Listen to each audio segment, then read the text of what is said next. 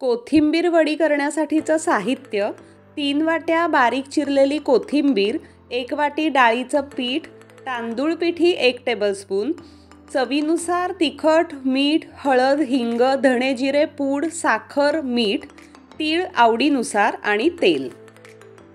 निवडून स्वच्छ धुतलेली वाळलेली कोथिंबीर आहे ती बारीक चिरून घ्यायची. त्यामध्ये आवडीनुसार तिखट, मीठ, हळद, हिंग, धणे जिरे पूड हे सगळं घालायचं आणि हे मिश्रण झाकून ठेवायचं साधारण 15 ते 20 मिनिटांसाठी. छान पाणी सुटलेलं दिसेल. मग त्यात मावेल तेवढं डाळीचं पीठ घालायचं. सुरुवातीला मी अर्धी वाटी पीठ घातलंय. आता तांदूळाची पिठी, तीळ, धणे जिरे पूड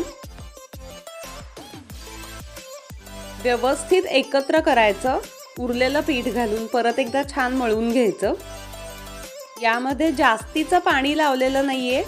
हाताला थोडंसं तेल लावायचं आणि त्याचे उंडे करून घ्यायचे साधारण 2 ते 3.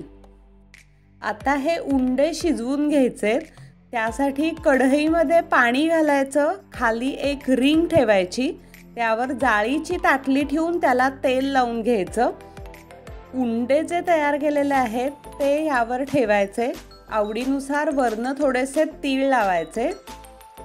आता हे आपल्याला वाफवून घ्यायचे 15 ते 20 मिनिटं किंवा पूर्ण शिजेपर्यंत.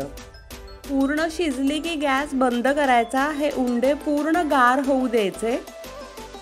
तापलेल्या कढईमध्ये मध्यम आचेवर वड्या तळून काढायच्या.